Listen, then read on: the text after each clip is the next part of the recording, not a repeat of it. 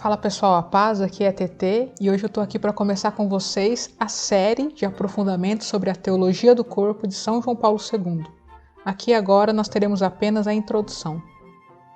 Com menos de um ano como Papa, João Paulo II começou a tratar nas quartas-feiras, nas catequeses, de um assunto que nunca tinha sido tratado ali nas catequeses papais.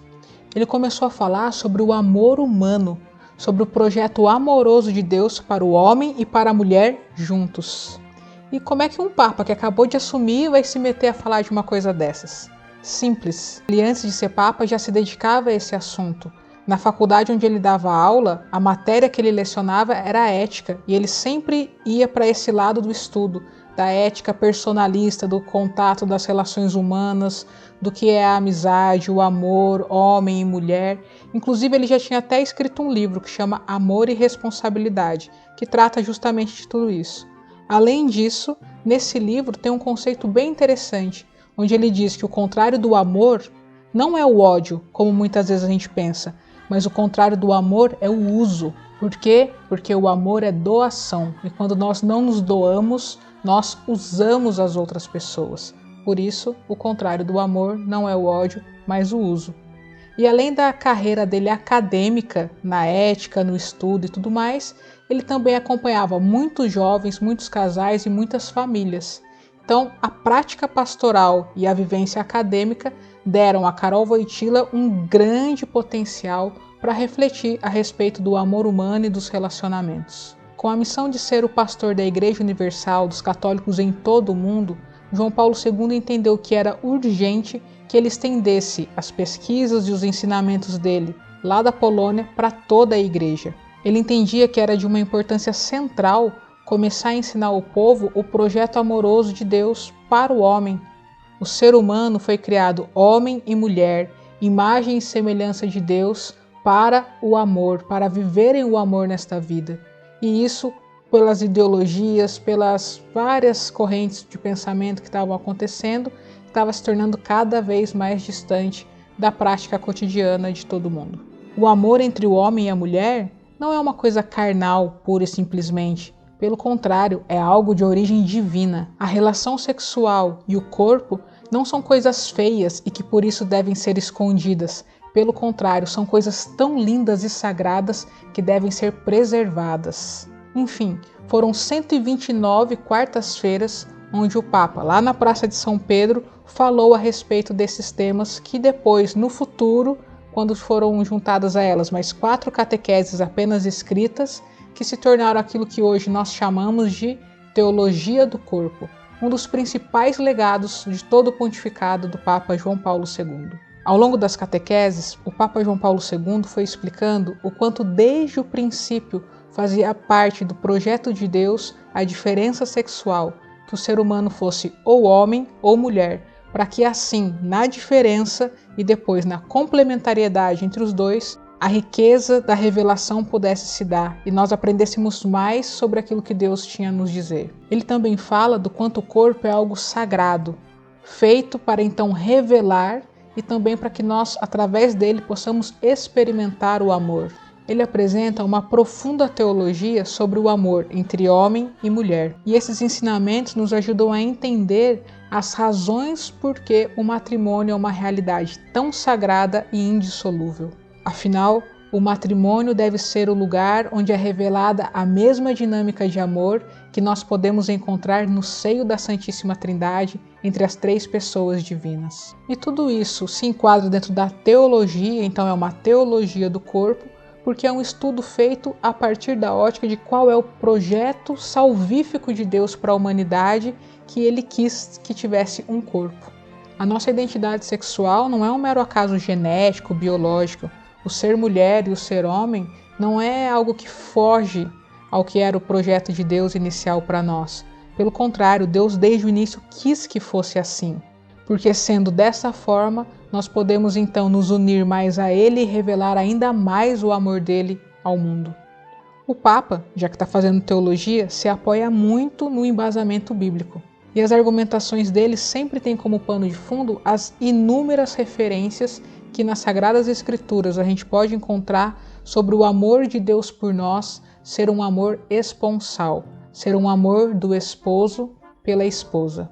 Se nas Sagradas Escrituras a figura que é mais utilizada para falar do amor de Deus pelos homens é o matrimônio, não dá para a gente achar então que o matrimônio é só uma realidade natural ou para a procriação da espécie. Não. Aí, por trás disso, tem um grande querer de Deus querendo se revelar a nós. E justamente porque a realidade do matrimônio e da família é tão cara ao projeto salvífico de Deus para todos nós, a salvação passa pela realidade da família, é que a gente tem que ficar esperto e consciente de que sempre, desde Adão e Eva, a família sofre grandes ataques. Lá em Adão e Eva foi o quê? A serpente querendo trazer a tentação para eles.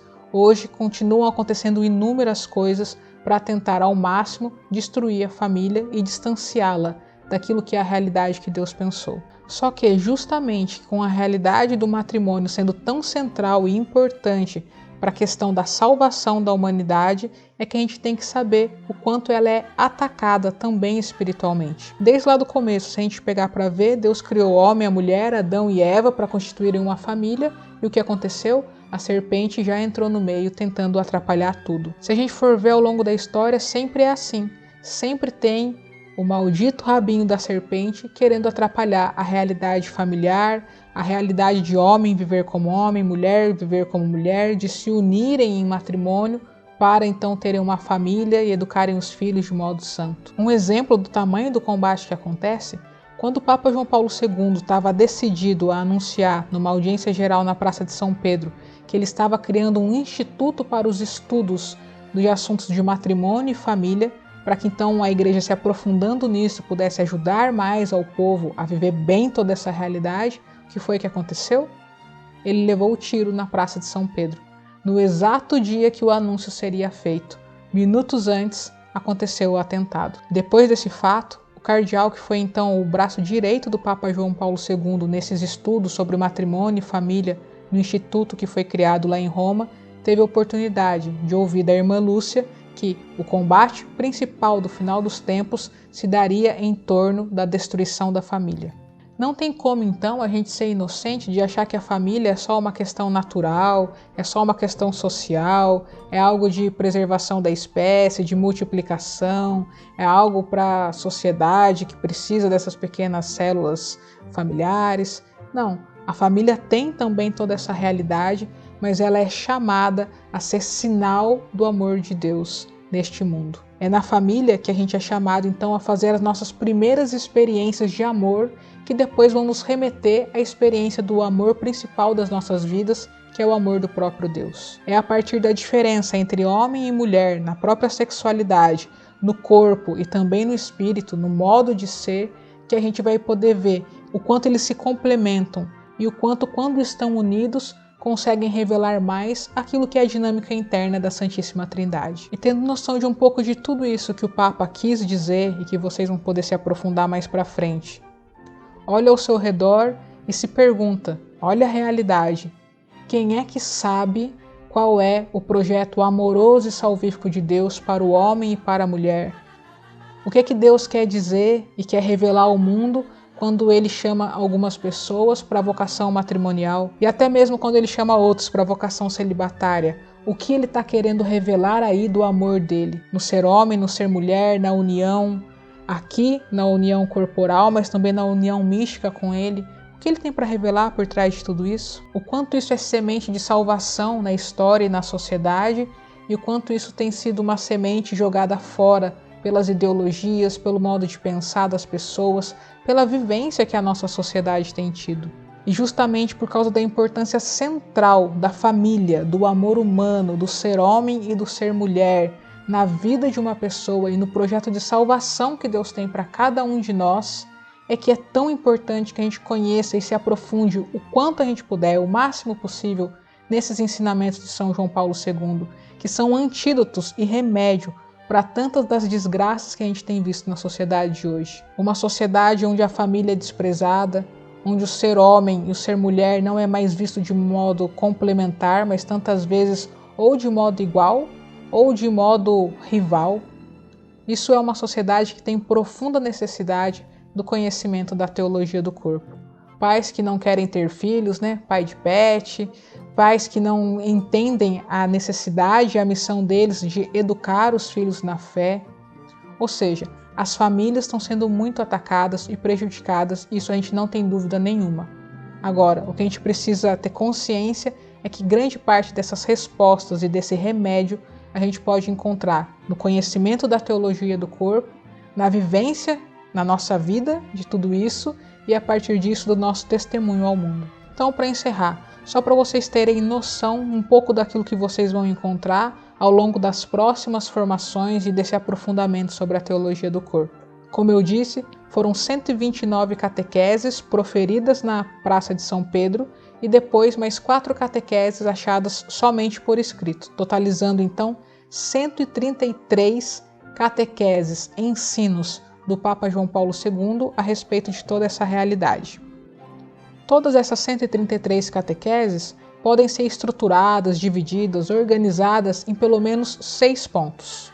Para começar, não podia ser diferente, falar sobre o princípio, falando sobre o homem original e o projeto original de Deus para a criação. Depois, sobre a redenção do coração, o homem histórico e os efeitos do pecado. Um terceiro ponto sobre a ressurreição da carne, o homem glorioso e a ressurreição do corpo. A virgindade cristã, falando então sobre o celibato por amor ao reino. O quinto ponto é o matrimônio cristão, a imagem de Cristo e da Igreja. E por fim, sobre o amor e a fecundidade, então a ética e a moral na sexualidade. Espero que com isso tenha dado para vocês terem uma ideia do que está por vir. Espero ter deixado vocês com vontade de saber mais daquilo que virá e não pensando, nossa, para que saber tudo isso?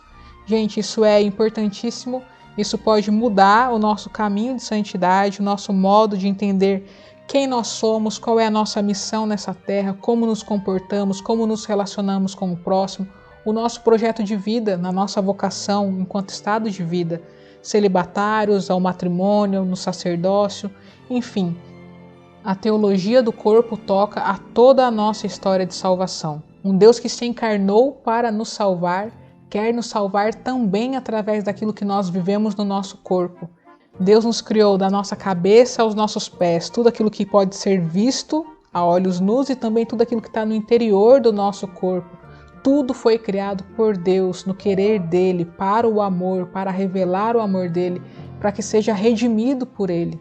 Então a gente não tem que ter medo de olhar para as realidades carnais do nosso corpo físico, os nossos sentimentos, os nossos relacionamentos. Tudo isso tem que ser olhado e pensado.